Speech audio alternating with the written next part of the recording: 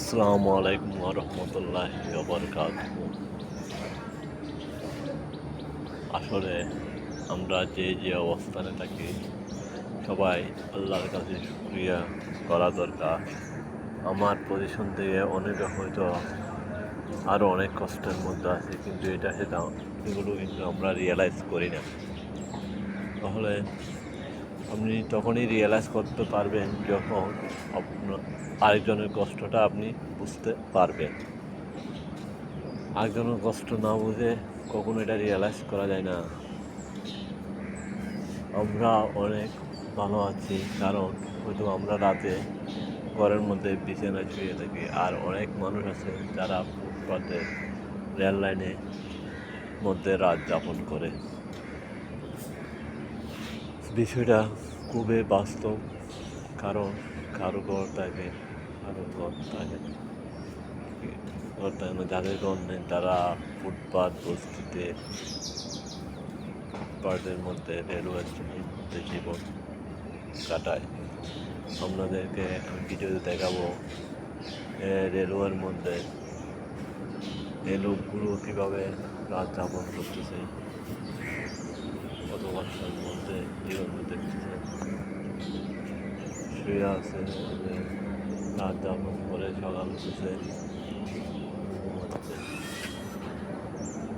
ঘুমাইতেছে। আসলে এটা জীবনের বাস্তবতা। জীবনের হয়তো কেউ সুখী আবার কেউ বা দুঃখী। ওই জন্য বলতেছি যে আমি যে অবস্থানটা আছি তার জন্য আল্লাহ লাখ লাখ আমার থেকে কষ্টে আরও অনেক মানুষ আছে। তাহলে ওই কষ্টটা অনুধাবন রিয়েলাইজ করতে হবে, মানুষের পাশে দাঁড়াতে হবে। যতটুকু পারেন মানুষের আত্মসেবায় নিজেকে নিয়োজিত রাখতে হবে।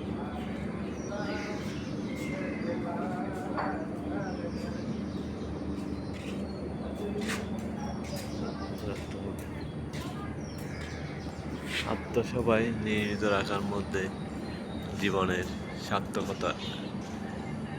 আপনি যে কদিন পৃথিবীর মধ্যে বেঁচে থাকবে এই কদিন আপনাকে আত্মসেবায় আপনার জীবনটা বেড়ে দিতে হবে।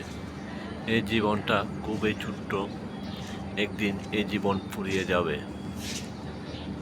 তাই এই অল্প সময়ের মধ্যে আপনাকে আপনার জীবনটাকে সাজাতে হবে। আমাদের জন্ম থেকে মৃত্যু পর্যন্ত ছোট্ট একটা সময় নিয়ে আমরা এই পৃথিবীতে আসছি। হয়তো এই পৃথিবী থেকে একদিন আমাদের চলে যেতে হবে। যেতে তবু নাই চাই, তবুও যেতে হয়। এই পৃথিবীর সুন্দর মায়া ত্যাগ করে একদিন আমাদেরকে পরকালে অনন্তকালের ঠিকানায় রওনা দিতে হবে। আমি বলেন, আপনি বলেন, কেউ এই পৃথিবীতে চিরকাল বেঁচে থাকবে না। আপনার 1000 কোটি টাকা থাকলো বা আপনার একটা স্বর্ণের পালংও থাকলো, আপনি এই পৃথিবীর মায়া ত্যাগ করতে হবে। কুল্লু নাফসিন যায়িকাতুল মউত। মৃত্যুর মাধ্যমে আমাদের এই জীবনের সমাপ্তিটা ঘটবে। আমাদের এই জীবনের সমাপ্তিটা ঘটবে, ঠিক আছে, কিন্তু আমাদের এমন জীবন করতে হবে, এমন জীবন আমরা করব যে জীবন করলে আমাদের মৃত্যুর পরও মানুষ আমাদের মনে রাখবে। ওই রকম জীবন করতে হবে। কথায় আছে, এমন জীবন করিব আমি গঠন, মরিতে হাসিব আমি কাঁদিবে ভুবন। আসলে যেদিন আমার লাশটা মসজিদের মাঠে আনা হবে জানাজার জন্য, ওই দিন কাঁদব না আমি, কাঁদবে পৃথিবীর লোকগুলো। ওই রকম জীবন করতে হবে, কারণ ওই দিন আমার লাশটা দেখে যাতে তাদের হৃদয়ের মধ্যে পানি ঝরে, ওই রকম জীবন করতে হবে। আমার 1000 কোটি টাকা থেকে কী লাভ হবে যদি আমি জনগণের সেবায় নিজেকে নিয়োজিত করতে না পারি? টাকা এটা ওই টাকাগুলো তোমাকে পৃথিবীর মধ্যে বাঁচিয়ে রাখবে তোমার সৎ কাজগুলো তোমাকে পৃথিবীর মানুষকে স্মরণ করিয়ে দিবে। তাহলে এমন জীবন করার পরিকল্পনা থাকতে হবে যে জীবন করলে আমাদের মৃত্যুর পর যে মানুষগুলো বেঁচে থাকবে তাদের হৃদয়ে যেন পানি ঝরে। তাই